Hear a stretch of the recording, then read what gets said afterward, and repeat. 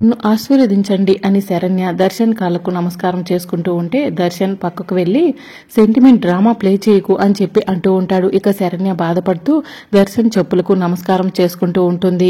ప్రతిదీ drama drama అని చెప్పి దర్శన్ కోపంగా అక్కడి నుంచి వెళ్లిపోతాడు. ఇక శరణ్య ఏడ్చుకుంటూ అక్కడే కూర్చుండిపోతుంది.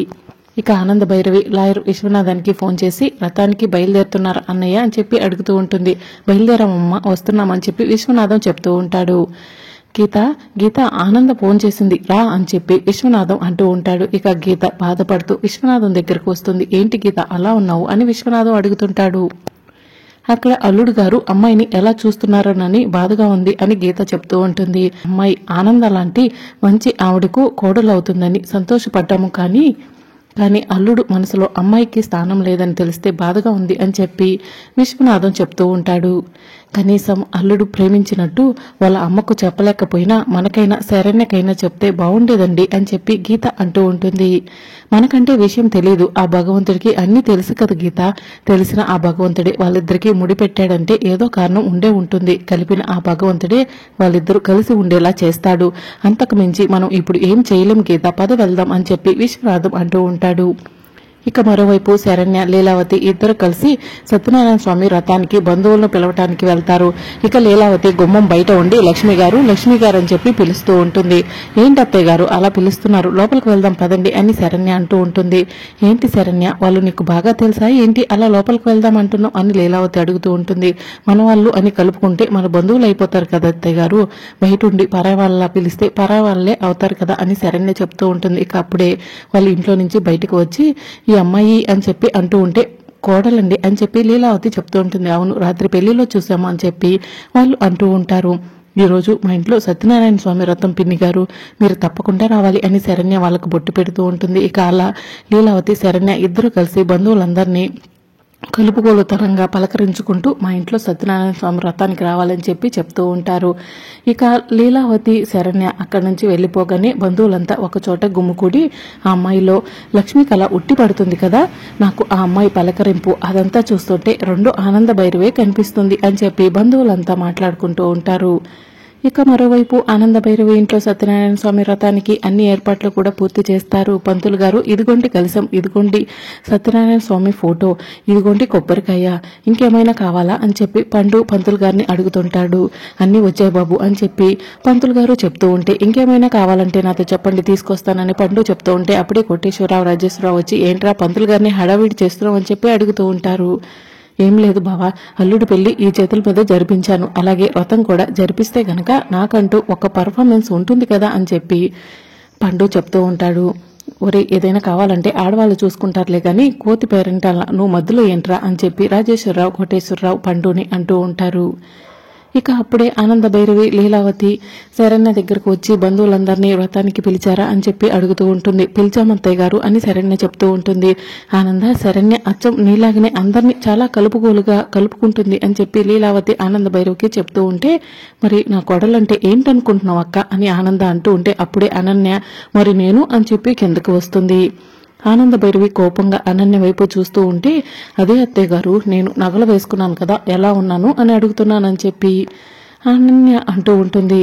ఇక అప్పుడే నీకేమైందమ్మా, అచ్చంగా లక్ష్మీదేవి ఉన్నట్టున్నావు అని చెప్పి లీలావతి అంటూ ఉంటుంది. అవునమ్మాయి, మా ఇంట్లో లక్ష్మీదేవి ఫోటోలో ఉన్న నగల కన్నా కూడా నీ మెడలో ఉన్న నగలే ఎక్కువగా ఉన్నాయి అని చెప్పి కోటేశ్వరరావు చెప్తూ ఉంటాడు. ఇక అప్పుడే విశ్వనాథం గీత ఆనంద భైరవ్ ఇంటికి వస్తారు. ఇక శరణ్య గీత దగ్గరికి వెళ్ళి అలాగే అనన్య విశ్వనాథం దగ్గరికి వెళ్ళి హగ్ చేసుకుని ఎలా ఉన్నారు నాన్న, ఎలా ఉన్నారమ్మా అని చెప్పి అడుగుతూ ఉంటారు. మీరు ఎలా ఉన్నారమ్మా అని చెప్పి గీత శరణ్యను అడుగుతూ ఉంటుంది. అప్పుడు శరణ్య దర్శన్ తనని అవమానించిన విషయాన్ని గుర్తు చేసుకుంటూ ఉంటుంది. అదేంటండి అలా అంటున్నారు, మీ అమ్మాయిలకు మా ఇంట్లో ఏమైనా లోటు ఉంటుందా ఏంటి అని అంటూ ఉంటాడు. లోటు ఉంటుందని కాదురా, ఆడపిల్లల దగ్గరకు తల్లిదండ్రులు వెళ్ళినప్పుడు అలానే అడుగుతారని చెప్పి కోటేశ్వరరావు చెప్తూ ఉంటాడు. అంతేనా, లేకపోతే మీ అమ్మాయిలకి ఏమైనా లోటు ఉందని మీరు అనుకుంటున్నారు బావగారు అని కోటేశ్వరరావు విశ్వనాథాన్ని అడుగుతూ ఉంటాడు. చాచా మీ ఇంట్లో మా అమ్మాయిలకి లోటేముంటుందండి అని విశ్వనాథం కోటేశ్వరరావుకి చెప్తూ ఉంటాడు. అయ్యా, ఇయ్యాల వారు మీరేనా అని పంతులు గారు అడుగుతుంటారు. అవును పంతులు గారు అని విశ్వనాథం చెప్తూ ఉంటాడు. మీరు తెచ్చిన బట్టలే కట్టుకుని మీ అల్లుళ్ళు వ్రతం మీద కూర్చోవాలి అని పంతులు గారు చెప్తూ ఉంటే విశ్వనాథం బట్టలు తీసుకెళ్లి దర్శన్కి ఇస్తూ ఉంటే దర్శన్ బట్టలు తీసుకోకుండా అలానే చూస్తూ ఉంటాడు. ఏంటి దర్శన్ అలానే చూస్తున్నావు? వాళ్ళు ఇచ్చే బట్టలతోనే నువ్వు వ్రతం మీద కూర్చోవాలి, తీసుకో అని రాజేశ్వరరావు చెప్తూ ఉంటే దర్శన్ బట్టలు తీసుకుంటాడు.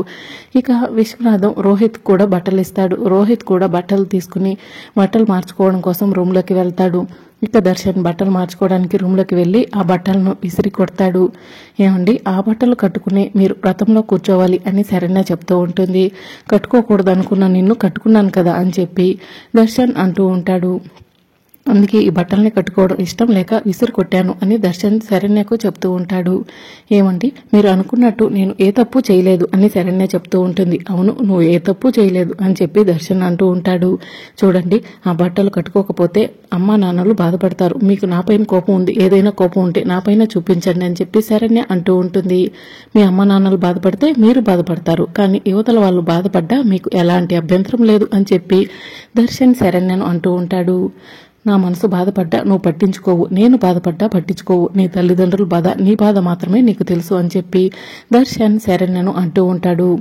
అది కాదండి, మీరు ఇప్పుడు బట్టలు వేసుకోకపోతే అత్తయ్య గారు ఎందుకు వేసుకోలేదు అని అడుగుతారు అని చెప్పి శరణ్య చెప్తూ ఉంటుంది. ఓ, ఈ రకంగా బ్లాక్మెయిల్ చేస్తున్నావా అని చెప్పి దర్శన్ అంటూ ఉంటాడు. బ్లాక్మెయిల్ ఏంటండి, ఉన్నది కదా నేను చెప్తుంది అని చెప్పి శరణ్య చెప్తూ ఉంటే అరవకుండా ఇక్కడి నుంచి బయటికి పో అని దర్శన్ గట్టిగా అరుస్తాడు.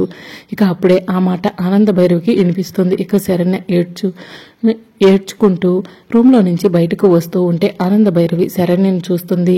ఇక ఆనంద భైరవి శరణ్య దగ్గరికి వెళ్ళి ఏంటమ్మా శరణ్య ఇక్కడ ఉన్నావు అని చెప్పి అడుగుతూ ఉంటుంది. ఆయన లోపల బట్టలు మార్చుకుంటున్నారు అత్తయ్య అని శరణ్య చెప్తూ ఉంటుంది. సరే నువ్వు రామ్మ, బంధువులంతా వచ్చారని ఆనంద భైరవి శరణ్యను తీసుకుని కిందకి వస్తుంది. ఏంటమ్మా అబ్బాయి ఇంకా రాలేదు, ప్యాంటు షర్టు తొడుక్కొని రావడానికి ఇంత సమయమా అని పంతులు గారు అడుగుతూ ఉంటారు. ఒరే దర్శన్, ఎంతసేపు రా, త్వరగా రా అని కోటేశ్వరరావు పిలుస్తూ ఉంటాడు. ఇక మరోవైపు అనన్య కిచెన్లో ఎవరూ లేరు, మనం అనుకున్న పని చేయడం కోసం ఇదే కరెక్ట్ సమయం అని చెప్పి కిచెన్లోకి వెళ్తుంది. ఇక దర్శన్ రూమ్లో నుంచి బయటకు రాలేదని చెప్పి కోటేశ్వరరావు దర్శన్ రూమ్ దగ్గరికి వెళ్ళి ఒరే దర్శన్ డోర్ తీరా అని చెప్పి అంటూ ఉంటాడు. దర్శన్ డోర్ ఓపెన్ చేయగానే బట్టలు మార్చుకొని రావడానికి ఏంట్రా ఇంత టైం అని చెప్పి కోటేశ్వరరావు అడుగుతుంటాడు. బట్టలు టైట్గా ఉన్నాయి పెదనాన్న, అందుకే ఆలస్యమైంది అని దర్శన్ చెప్తూ ఉంటాడు. సరేరా వెళ్దాం, పూజకు టైం అవుతుంది అని చెప్పి కోటేశ్వరరావు దర్శన్ని తీసుకుని కిందకు వచ్చి రోహిత్ నువ్వు కూడా త్వరగా రా అని చెప్పి పిలుస్తూ ఉంటాడు. ఇక మరోవైపు ఆనంద భైరవి ఇంటికి బంధువులంతా వస్తారు. ఆనంద భైరవ్ గారు, మీ కోడలు ఇలా ఉండాలి అలా ఉండాలి అని చెప్పుకుంటుంటే మేము ఎలాంటి కోడలు వస్తుందో అనుకున్నాము, మీరు అనుకున్నట్టుగానే మీకు తగ్గ కోడలు వచ్చిందండి, మీకులాగానే మీ కోడలకి బాగా కలుపుకోలుతనం ఎక్కువ అని చెప్పి శరణ్యను పొగుడుతూ ఉంటారు. ఇక మరోవైపు కాంచన అనన్య ఇద్దరు కలిసి కిచెన్లో ప్రసాదంలో పాయిజన్ కలుపుతూ ఉంటారు. మీరు చెప్పింది కరెక్ట్ అండి, మా శరణ్య మరో ఆనంద భైరవి అని చెప్పి లీలావతి చెప్తూ ఉంటుంది. ఏందమ్మి, మీ అత్త కూడా ఆ శరణ్యనే పొగుడుతుంది అని చెప్పి కాంతిన అడుగుతూ ఉంటుంది. పొగడ్ని అమ్మ, పొగడ్నివ్వు, ఎన్ని రోజుల్లో చూద్దామని చెప్పి అనన్య చెప్తూ ఉంటుంది.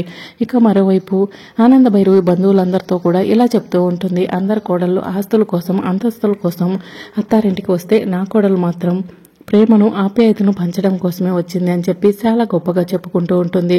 అమ్మ శరణ్య, ప్రసాదం చేసావా అని ఆనంద భైరవి శరణ్యను అడుగుతూ ఉంటే చేశాను అత్తయ్య గారు అని చెప్పి శరణ్య చెప్తూ ఉంటుంది. ప్రసాదం చేసావా అని ఈ ప్రసాదం తిని అందరూ కూడా కైలాసానికి వెళ్తారు, ఎందుకంటే ఈ ప్రసాదంలో నేను మందు కలుపుతున్నాను అని అనన్య శరణ్య చేసిన ప్రసాదంలో మందు కలుపుతుంది. అమ్మ శరణ్య వెళ్ళి ప్రసాదం తీసుకురా, వచ్చి ఈ వ్రతంలో కూర్చో అని చెప్పి లీలావతి చెప్తూ ఉంటే సరే అత్తయ్య గారు అని శరణ్య కిచెన్లోకి వెళ్తూ ఉంటుంది. ఇక కాంచన శరణ్యను చూసి అమ్మి అదిగో ఆ శరణ్య వస్తుంది అని చెప్పి చెప్తూ ఉంటుంది. ఇక ప్రసాదం అక్కడే వదిలేసి ఏమీ తెలియనట్టు కాంచన అనన్య ఇద్దరు కూడా సత్యనారాయణ స్వామి వ్రతం జరిగే దగ్గరకు వస్తారు.